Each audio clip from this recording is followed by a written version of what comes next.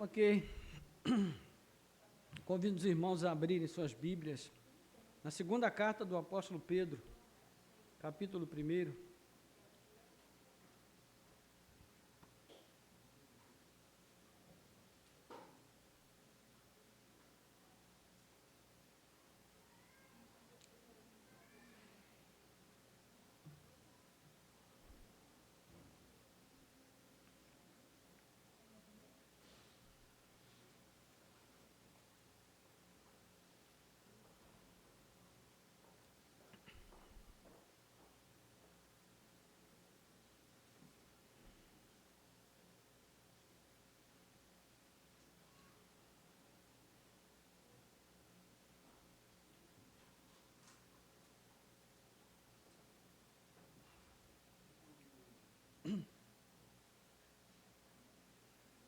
Irmãos, antes de nós lermos o texto, a título de introdução, vamos imaginar aqui uma família, uma grande família, em que apenas o irmão mais velho acaba sendo bem-sucedido. Ele ascende socialmente, ele consegue alcançar um lugar de destaque. E, como ele tem muitos irmãos, ele permite que os seus irmãos, todos eles, de algum modo, participem das suas conquistas e sejam parte de tudo aquilo que ele realizou, do seu trabalho, da obra das suas mãos. Uma história aqui seria bem interessante, não é? Uma história de compaixão, uma história de graça, de bondade, de amor. E, de certo modo, essa história, que é uma história hipotética, não é? É uma história com E, não com H.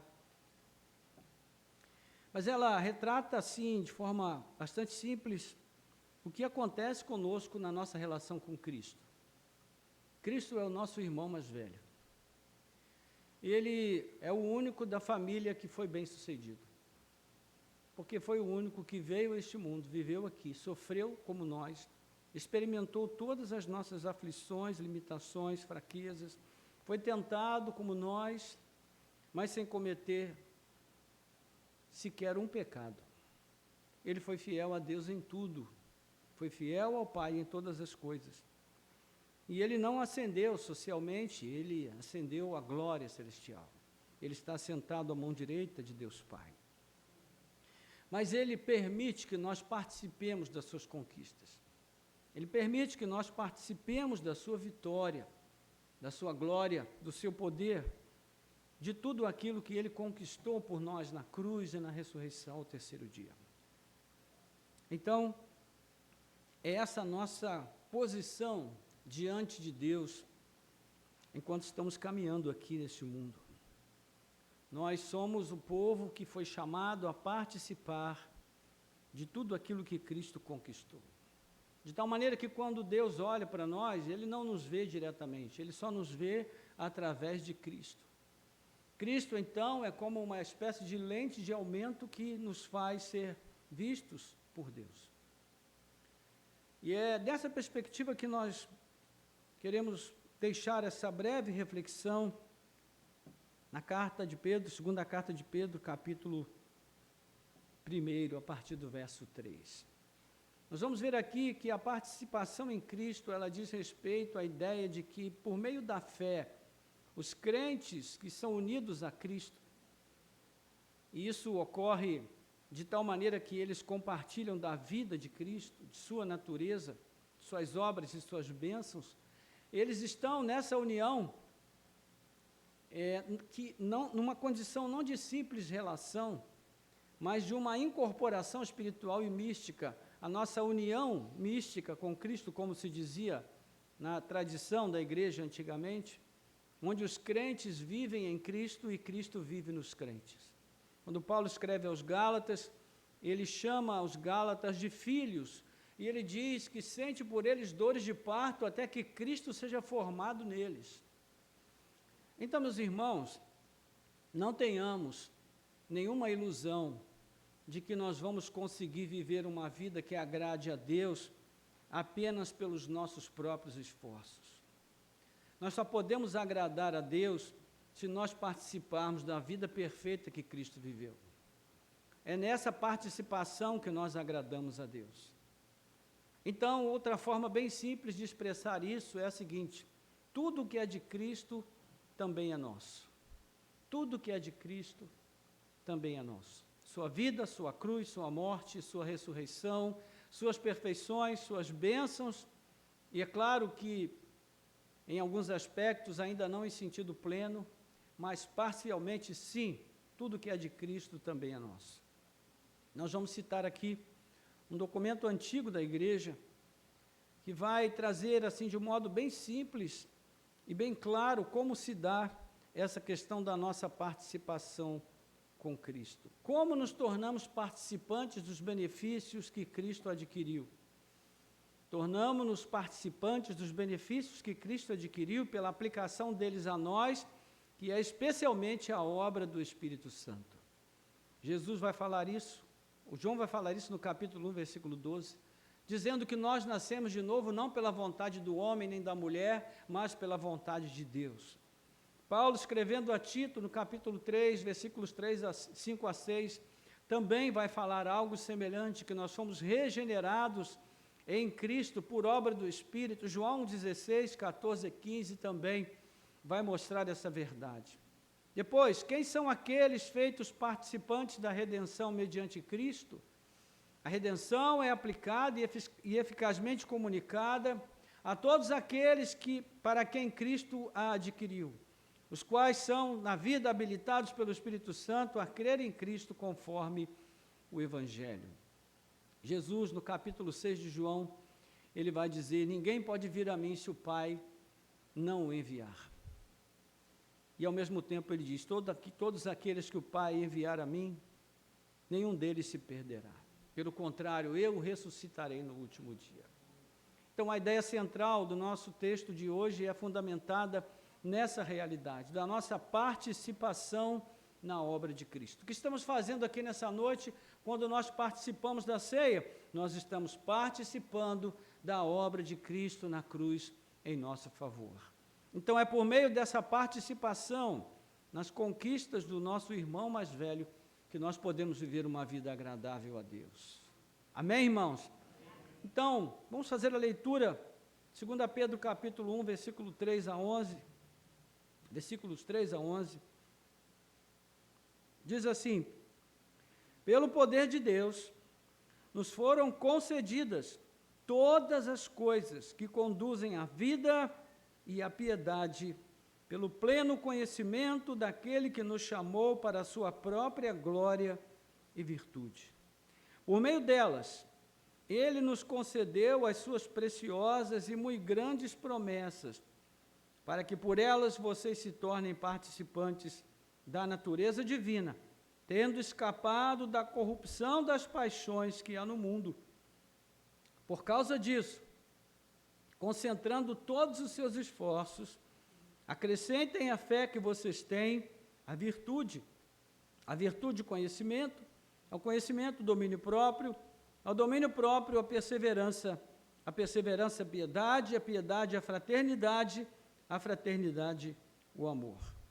Porque todas estas qualidades, estando presentes e aumentando cada vez mais, farão com que vocês não sejam nem inativos, nem infrutíferos no pleno conhecimento do nosso Senhor Jesus Cristo.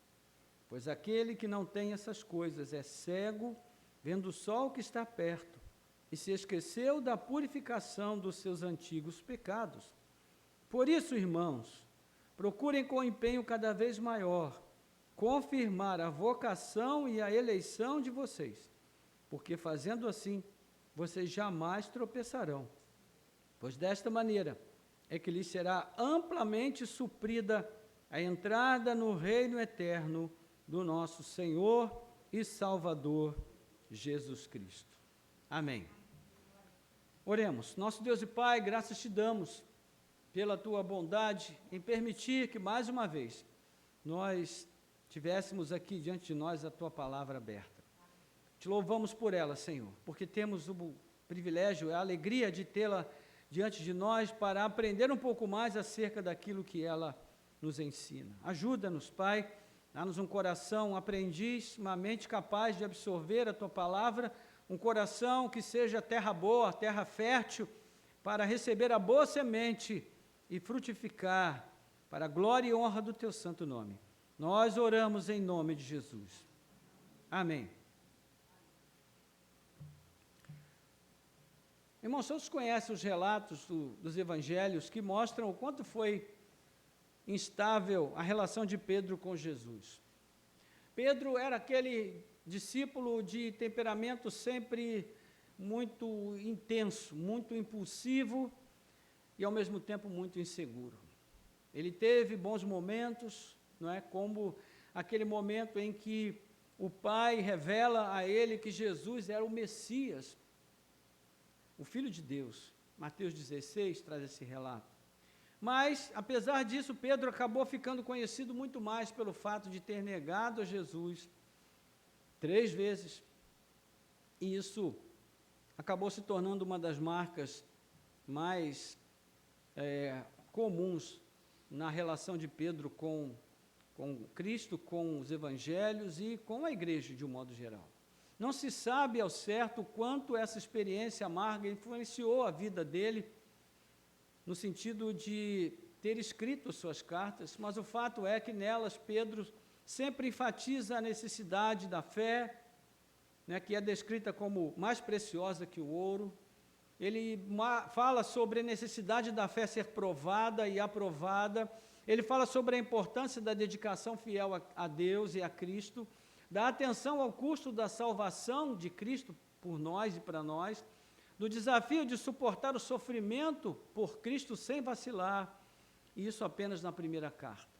Já na segunda carta, ele inicia destacando novamente a preciosidade da fé, cujo foco é a justificação de Cristo, a quem ele classifica explicitamente como Deus, no capítulo 1, versículo 1.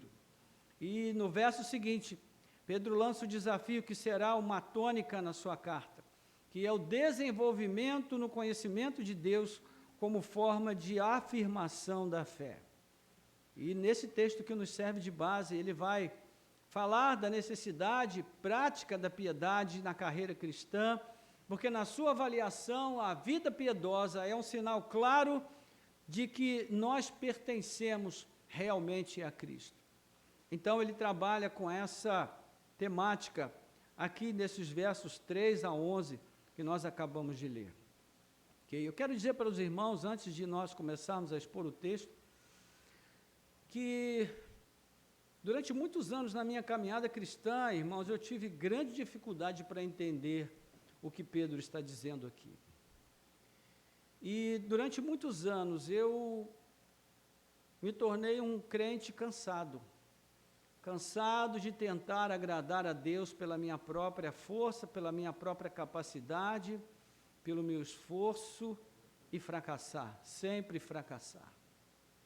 Até que um dia, pela misericórdia do Senhor, eu consegui realmente entender que a nossa vida com Deus não é moralismo, não é legalismo. Nossa vida com Deus é graça, é misericórdia, é compaixão, é o amor de Deus sobre nós. O nosso grande desafio, meus irmãos, é descansar na suficiência de Cristo por nós. Confiar na sua graça, na sua obra, e não tornar a cruz uma graça barata, mas viver, não a partir do que nós podemos, mas do que Cristo pôde por nós, do que Ele fez por nós, do que Ele já conquistou por nós. Então, nós podemos dividir essa porção em 3 partes. Primeiro, Pedro faz uma breve introdução falando sobre a provisão divina para a vida piedosa, versículos 3 e 4. Da segunda parte, ele fala que o cristão verdadeiro vive um cristianismo intencional, que persegue a piedade, a virtude, a dignidade e a santidade, versículos 5 a 7. E terceiro, ele fala que uma vida virtuosa é o caminho natural que nos levará à entrada no reino de Cristo, versículos 8 a 11. Então, eu quero chamar a sua atenção para essa breve exposição que eu começo a fazer aqui a partir do verso 3.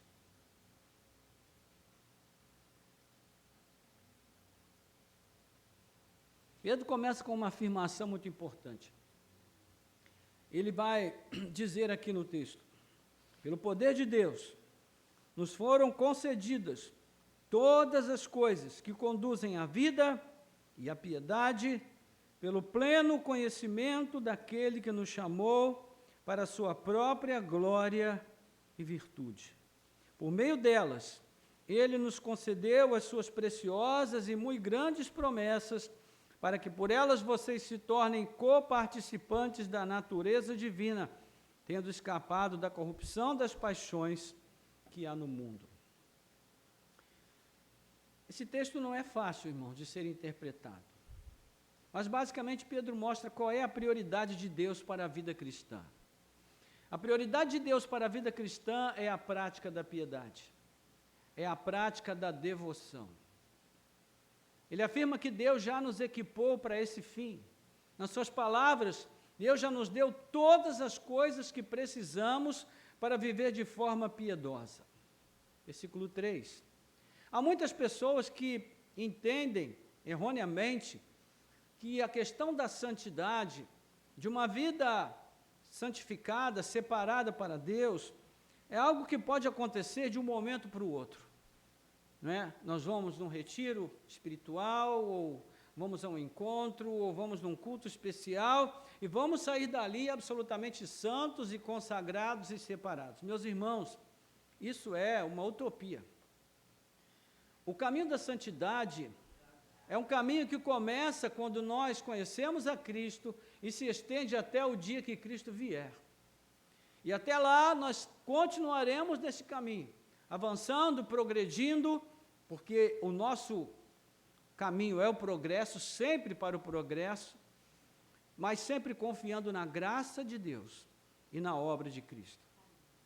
Então Pedro também destaca que esse chamado à devoção, ele ocorre numa expectativa de continuidade, de progresso na relação do cristão com seu Deus. E nesse sentido, ele explica que tudo que Deus já nos concedeu se refere especialmente ao conhecimento dele, o conhecimento de Deus em Cristo Jesus. Então, em outras palavras, Deus já nos deu todos os meios de que nós precisamos para desenvolver uma vida de devoção à medida em que nós conhecemos mais e mais esse Deus. É por isso, meus irmãos, que a nossa leitura da Bíblia não pode ser uma leitura de consulta apenas. A nossa leitura da Bíblia precisa ser algo feito diariamente. Nós precisamos ter uma disciplina de leitura da Palavra de Deus, porque a relação de vida piedosa e conhecimento de Deus é muito clara nesse texto do apóstolo Pedro. Não há como desenvolver uma vida piedosa, uma vida de devoção a Deus verdadeira, sem conhecer a Deus por meio da sua palavra. Como é que eu posso ter um relacionamento verdadeiro com alguém sem conhecer esse alguém? É impossível. A nossa vida, meus irmãos, com Deus é uma vida que está baseada no chamado a um relacionamento. O Senhor não nos chamou para uma religião terceirizada, uma religião onde nós temos representantes que fazem tudo por nós. Não, embora essa seja uma propaganda que a igreja hoje vende para as pessoas, a verdade é que todo cristão é responsável pelo desenvolvimento da sua fé, sem exceção. Então, Pedro diz que Deus fez por nós isso, Ele nos deu esse privilégio por meio da sua gloriosa bondade, por causa da sua virtude ou excelência, e Pedro se refere aqui à glória, à excelência moral de Cristo, né, a quem Ele, como já afirmamos no início, Ele chama de Deus e Salvador. Ou seja, a possibilidade de nós vivermos uma vida piedosa está diretamente ligada à graça de Deus em Cristo, por meio de Cristo, é uma derivação dessa graça. E, portanto, como observa o autor Thomas Rainer, ele diz, abre aspas, o chamado cristão é eficaz e performativo, fecha aspas. O que isso significa, irmãos? Que o nosso chamado é um chamado eficaz, porque ele se baseia na vitória de Cristo, na cruz e na ressurreição. mas que também ele nos dirige ao exercício de um tipo de vida específico, a vida de devoção. Então eu digo para você, Deus não tenta salvar as pessoas, Ele salva. Quando Deus quer salvar alguém, Ele salva. Então, meus irmãos, não depende de nós, depende da graça de Deus. E quando Deus decide fazer algo, Ele simplesmente faz, porque Ele é todo poderoso. Então não devemos esperar que nós venhamos a alcançar vidas, que nós venhamos a transformar vidas pela nossa própria capacidade. Nós não temos essa capacidade, irmãos. Deus tem. Mas, por outro lado, nós temos uma responsabilidade diante do que Deus faz por nós. Não se trata de alcançar a perfeição moral. Ela só virá quando o reino de Deus alcançar a sua consumação com a volta gloriosa de Jesus. Aliás, na linguagem que Pedro usa aqui, nesses 2 versos, ela é entrecortada pelo famoso jargão já e ainda não. Por quê? Ela fala de uma perspectiva, ao mesmo tempo, do hoje e da eternidade, do presente e da era escatológica. Esse processo de aperfeiçoamento, ele tem como fundamento a própria união com Cristo, sim, e ele tem início desde que nós fomos chamados para o Senhor e integrados à sua família, mas ele só alcançará sua plenitude no fim dos tempos, no dia do Senhor. Então, meus irmãos, nós precisamos reajustar a nossa lente para enxergar melhor o que Deus está fazendo no mundo. Ele está nos preparando, meus irmãos, para uma vida gloriosa, para uma vida de absoluta felicidade. Não existe felicidade aqui nessa vida. Existem momentos bons, onde nós alcançamos algumas realizações importantes na vida, na família, sim, onde nós temos um tempo de saúde plena, é maravilhoso. Mas para todo mundo chega um tempo em que as coisas ficam mais difíceis, não é? Eu me lembro quando nós começamos a construir a nossa casa, eu e minha esposa trabalhávamos na construção. Eu fazia massa e ela colocava massa para mim no caixote, eu assentava os tijolos e nós íamos trabalhando. Aí teve um dia que a gente queria terminar lá de embolsar uma parede para o Natal e nós trabalhamos até 3 horas da manhã, eu e ela, todos felizes e contentes. Você acha que hoje eu consigo fazer isso? Não consigo, irmãos. Nesses dias que nós saímos para descansar, eu fui roçar um mato lá atrás de casa, me deu uma dor aqui na altura da cintura, que eu fiquei desesperado. Falei com a minha filha, com a minha esposa, olha filha, eu cheguei à conclusão de que realmente eu estou ficando velho. Então, meus irmãos, a nossa vida aqui é uma passagem, mas o Senhor está nos preparando para algo maravilhoso. E é nessa direção que nós devemos olhar, especialmente quando nós estamos enfrentando lutas que tendem a turvar a nossa visão, o nosso entendimento, e muitas vezes querem nos levar a pensar que a nossa vida é um fracasso. Meus irmãos, a nossa vida não é um fracasso, a nossa vida é um sucesso, porque Cristo conquistou por nós aquilo que nós precisávamos que Ele conquistasse, e não há mais nada que devamos conquistar além daquilo que Cristo já conquistou por nós. A vida nesse mundo, meus irmãos, é sobrevivência. Para uns de uma maneira mais suave, para outros de uma forma mais sofrida, mas a sobrevivência. Mas Pedro fala das promessas. E ele diz que essas promessas, sim, são preciosas, são promessas ricas. As promessas que nasceram no chamado a Abraão, na primeira promessa, e se desdobraram em outras tantas promessas que apontavam para a vida de uma pessoa que viria para trazer cumprimento a todas essas promessas, Jesus, o Filho de Deus. E é dessa forma que também devemos ler o verso 4, quando ele vai dizer que nós fomos então chamados e Ele nos concedeu as suas preciosas e muito grandes promessas, para que por elas nos tornássemos participantes da natureza divina, tendo escapado da corrupção das paixões que há no mundo. Ou seja, de certo modo, nós já escapamos das paixões mundanas e da corrupção deste mundo, mas, por outro lado, a nossa libertação total só virá no fim. Então, dizendo de um modo mais teológico, nós fomos libertados do domínio do pecado, mas ainda não da presença do pecado. E ele está sempre ali, batendo a porta do nosso coração. Mas Cristo também habita em nós. E Ele vive em nós.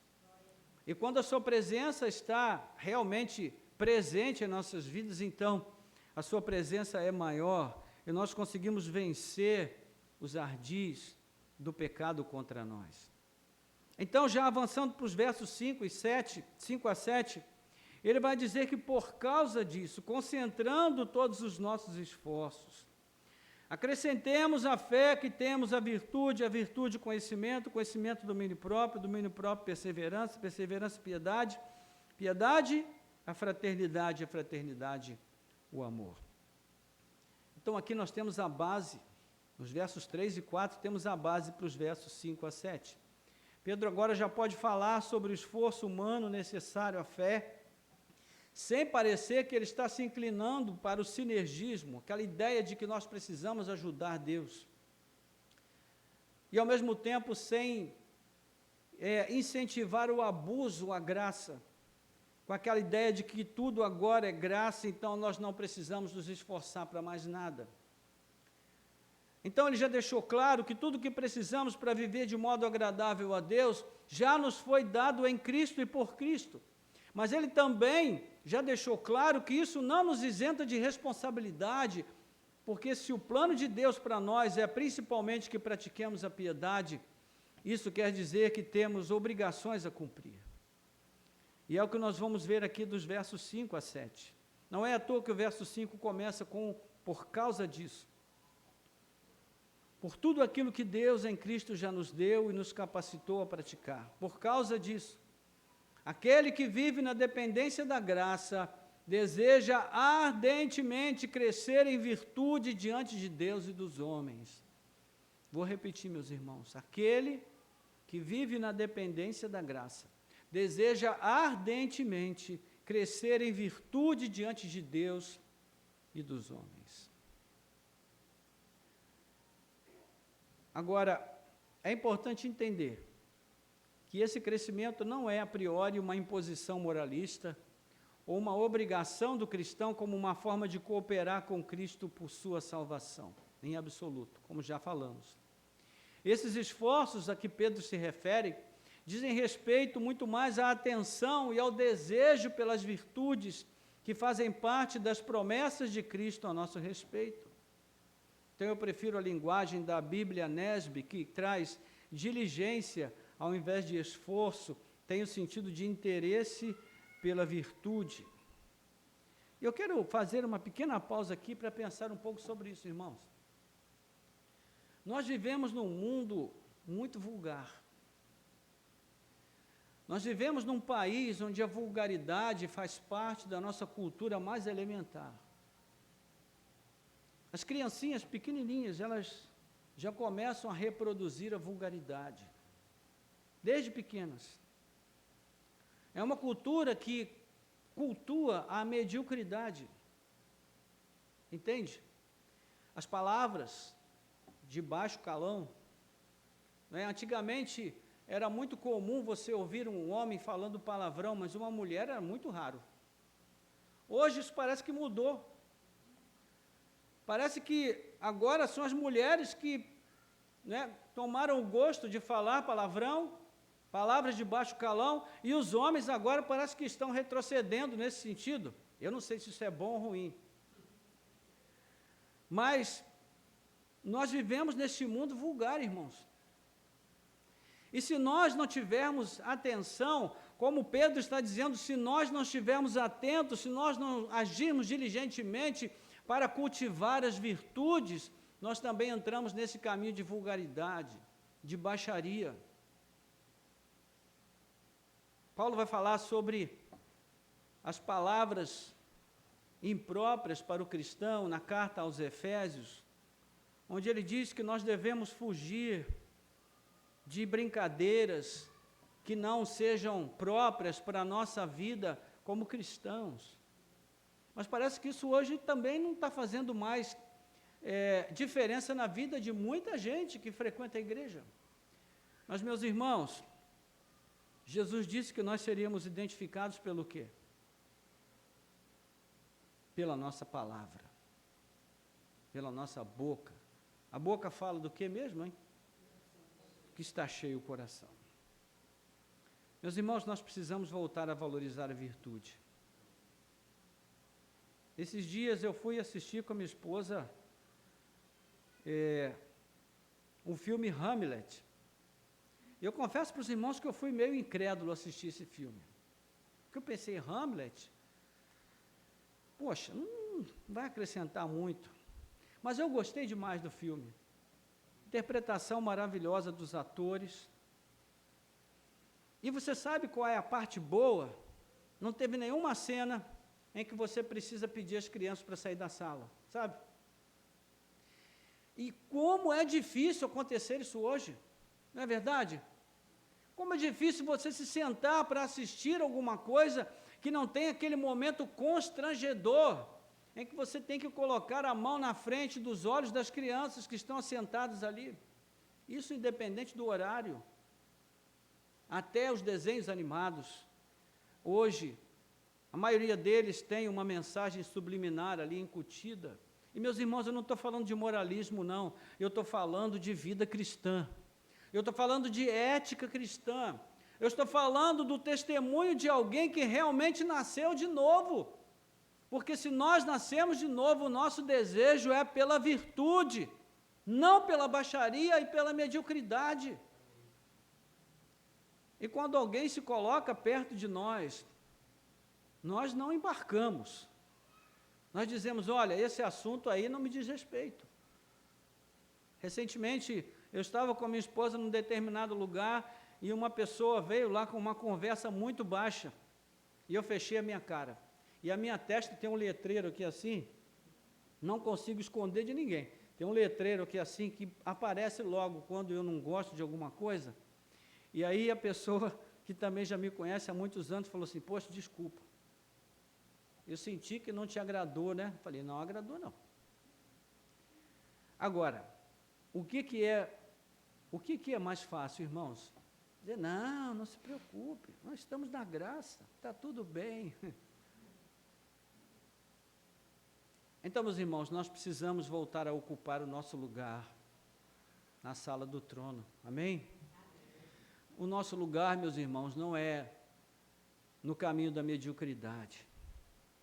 O nosso lugar é na sala do trono, diante de Deus, ministrando perante o Senhor a nossa adoração. Não é somente aqui no templo, não, é na vida, é no dia a dia, é no trabalho, onde quer que seja. Isso é desafiador? Sim, mas é vida cristã, é isso, meus irmãos.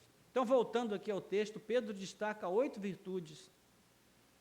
E esse número não tem um significado específico, não. Ele apenas representa aqui as principais virtudes que o autor julgou necessário destacar no texto, né, como uma espécie de amostra.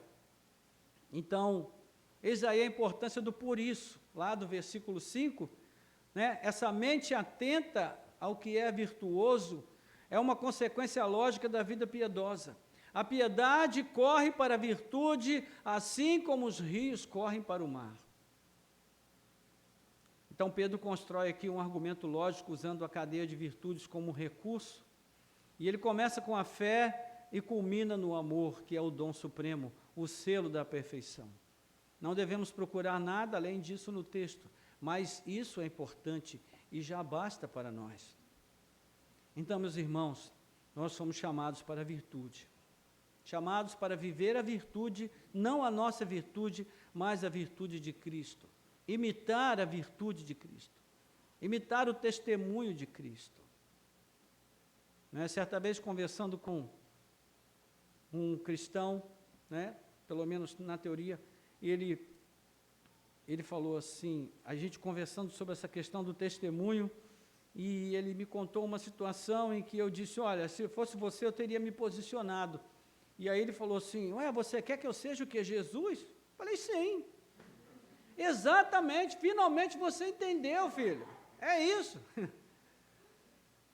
Porque, meus irmãos, nós fomos chamados para imitar a quem? A Cristo. Então esse é o ponto. É um ponto simples, mas que muita gente não consegue entender. Meus irmãos, eu não estou falando de perfeição. E olha, vocês estão olhando aqui para um pecador de marca maior. Minha esposa que sabe, né? Vive comigo há 38 anos. Ela sabe o quanto eu sou pecador, quanto eu sou falho. Mas, se existe uma coisa que eu realmente prezo e procuro preservar na minha mente, no meu coração, é o desejo de viver uma vida autenticamente cristã. Uma vida que realmente possa espelhar o caráter de Cristo. E por fim, nos versos 8 a 11, a última parte do nosso texto, o terceiro bloco, nós temos aqui uma exposição do fim último da obra de Cristo e por meio de Cristo na vida do cristão. E se nas nossas vidas, então, são encontradas as virtudes que são descritas pelo apóstolo, se há um crescimento genuíno dessas virtudes em nós, então o conhecimento de Cristo em nós será frutífero. Mas se não há qualidades que apontem para Cristo em nossas vidas, Pedro afirma que estamos vivendo como cegos. Ele vai dizer aí, no verso 8, porque essas qualidades, estando presentes e aumentando cada vez mais, farão com que vocês não sejam nem nativos, nem frutíferos no pleno conhecimento do nosso Senhor Jesus Cristo. Pois aquele que não tem essas coisas é cego, vendo o sol que está perto e se esqueceu da purificação dos seus antigos pecados. Por isso, irmãos, procurem com empenho cada vez maior confirmar a vocação e a eleição de vocês, porque fazendo assim vocês jamais tropeçarão. Pois desta maneira é que lhes será amplamente suprida a entrada no reino eterno do nosso Senhor e Salvador Jesus Cristo. Então veja, a nossa visão no máximo, se nós não temos essas virtudes, não as perseguimos, não reproduzimos as virtudes de Cristo, a nossa visão no máximo é estreita e nós só enxergamos a mediocridade. O ponto aqui, meus irmãos, é simples. Se essas qualidades que já são nossas em Cristo crescerem, se tornarem abundantes em nós, nós escaparemos da mediocridade deste mundo, da vida infrutífera, da falta de discernimento quanto ao que nós devemos cultivar e praticar na jornada cristã. E essa frase imperativa, procurem com empenho cada vez maior, ela deve ser lida como um gerúndio, porque não é no sentido definitivo, mas é uma ação contínua que deve ser repetida inúmeras vezes. As virtudes a serem praticadas não se acharão em nós instantaneamente, todas de uma vez. Há um processo em vista aqui. Então, ainda assim, de novo, temos responsabilidades nesse processo. Cabe a nós, irmãos, atentar diligentemente, dar atenção, dirigir o nosso interesse para as virtudes que Cristo conquistou para nós. E eu digo para você, dê uma pausa no seu smartphone. Pare de ficar perdendo tempo, perdendo horas a fio nas redes sociais. Estou sendo bem claro agora, meus irmãos. Volte a ler bons livros. Cresça como pessoa, como ser humano, como gente, como cristão. Desenvolva a sua fé, as virtudes de Cristo na sua vida. Meus irmãos, nós temos um privilégio maravilhoso. Na época de Pedro, para você conseguir ler um livro, era uma dificuldade tremenda, porque um livro custava muito caro. A tinta que era usada para escrever nos pergaminhos, ela era preparada com uma substância retirada de um peixe ou algo assim, que vivia no fundo do mar, e ele tinha que ser pescado, aquela substância tinha que ser extraída, tudo era muito caro, o papel, não um papel como o nosso, mas que era usado para escrever, tudo era muito caro, muito caro. Hoje nós temos uma literatura vastíssima para consultar, ótimos autores. Sim, tem muita coisa que não presta, mas tem muita coisa boa, meus irmãos. Entende? Não é aquela coisa de autoajuda, 5 passos para isso, 3 passos para aquilo, isso aí é receita de bolo. Mas compre um livro que te confronte, sabe? Aquele livro que confronta a gente, que esfrega a nossa cara no tapete. E a gente entende que precisa crescer, que precisa avançar. Meus irmãos, o nosso caminho era o progresso, nosso caminho é para frente. O apóstolo Paulo, depois de Cristo, ele foi, de fato, o maior servo de Deus que já andou na face da terra. Ele diz, olha, eu ainda não alcancei, mas uma coisa eu faço, deixando que para trás fica. Eu prossigo para o alvo, para o prêmio da soberana vocação em Cristo Jesus. Então, estou dizendo para você nessa noite, em nome de Jesus, como alguém que ama vocês, como igreja, nesse dia especial em que nós participamos da mesa do Senhor, meus irmãos, vamos crescer, vamos avançar, vamos deixar as coisas que ficaram para trás, vamos avançar para o progresso, para o crescimento, o desenvolvimento da nossa fé. É assim que nós vamos vencer as mediocridades deste mundo, é assim que nós vamos cultivar virtudes para nós e para os nossos familiares. Veja, você não vai precisar esmurrar os seus filhos para eles virem à igreja, você não vai precisar socar uma Bíblia na cabeça deles para eles aprenderem a desenvolver o hábito pela leitura, eles vão aprender vendo você.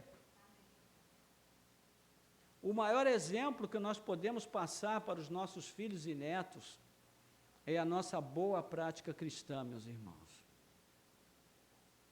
Porque o resto é paliativo. Então, o resultado, Pedro diz, é que haverá sempre a confirmação da nossa vocação e eleição. As obras seguem a fé que nasce da graça, a piedade segue a virtude que procede de Cristo, e dessa forma, a nossa entrada na glória jamais será posta em dúvida, primeiro por nós mesmos, e depois pelos outros. Porque eu digo para você, não há ninguém que precise ter mais certeza da sua salvação que você. Você precisa ter certeza. E se você tiver, com certeza os outros também terão. Amém? Amém. Meus irmãos. Então, creia, tudo que você precisa para viver uma vida agradável a Deus, Cristo já deu a você. Você não precisa subir um monte. Se você quiser subir, você pode subir, mas você não precisa. Você não precisa descer ao mais profundo abismo, você não precisa ir a Jerusalém, você não precisa se batizar no Rio Jordão, você não precisa ir lá visitar os túmulos de Cristo, porque tem mais de um, você não precisa fazer nada disso. Porque você tem nas suas mãos o testemunho de Deus. E o testemunho de Deus afirma que Cristo já deu a você tudo que você precisa para agradar a Deus. Curva sua cabeça, vamos orar. Nosso Deus e Pai, graças te damos pelo privilégio e a alegria de podermos estar mais uma vez diante de Ti, sendo aqui mais uma vez desafiados pela Tua palavra, Senhor, ó Deus, a viver a vida cristã que o Senhor preparou para nós. Ó Senhor, que descanso maravilhoso é saber que não depende da nossa capacidade nem do nosso poder, mas daquilo que Cristo conquistou por nós. E nós te louvamos, Senhor, porque Ele nos garante, Ele nos assegura, Pai, que todas as virtudes, todo poder, todo conhecimento, tudo já nos foi concedido. O que precisamos é, dia a dia, consultar essa palavra, não como uma consulta propriamente, mas, ó Deus, como um referencial para a nossa vida, ter uma leitura sistemática, buscando, Senhor, olhar para o texto e aprender com ele, e viver aquilo que ele nos ensina, para que a fé para nós não seja um discurso, mas seja uma verdade. e que essa verdade seja vista, primeiro por nós mesmos, que nós tenhamos, ó Deus, convicção da nossa própria fé e da nossa vida contigo, e quando alguém, Senhor, vier pedir a razão da nossa fé, nós tenhamos, ó Deus, ali, na ponta da língua, uma resposta que abençoa, uma resposta que também traz para o teu reino aquele que está em dúvida sobre a sua própria fé. Pedimos ao Senhor, desperta em nós, ó Deus, esse desejo ardente pelo desenvolvimento da nossa vida contigo, Pai. Pelo cultivo da virtude, da piedade. Ó Deus, de tal maneira que o nosso relacionamento contigo, com a Tua palavra, nos leve, Senhor, a avançar, a crescer, a progredir como pessoas, como cristãos, como seres humanos, que haja maior bondade em nossos corações, que haja, ó Deus, maior compaixão em nossas almas, que haja, Senhor, maior amor nas nossas atitudes, que haja, Senhor, maior graça no nosso julgamento, que haja perdão, fraternidade e todas as virtudes que ali estão listadas e ainda outras que certamente testemunharão que as nossas vidas de fato estão em Cristo Jesus. Ó Deus, não queremos viver um evangelho discursivo, não queremos viver uma fé de palavras, mas um testemunho vivo, que possa glorificar o Teu nome e transformar primeiro a nós mesmos e depois aqueles que estiverem ao nosso redor, que possam olhar para nós e ver Cristo em nossas vidas, Senhor. Que seja assim. Não podemos fazer isso, mas o Senhor já fez por nós. Então ajuda-nos a colocar em prática, a imitar as virtudes que Cristo conquistou por nós. Nós oramos assim, agradecidos, em nome de Jesus. Amém. Amém, irmãos.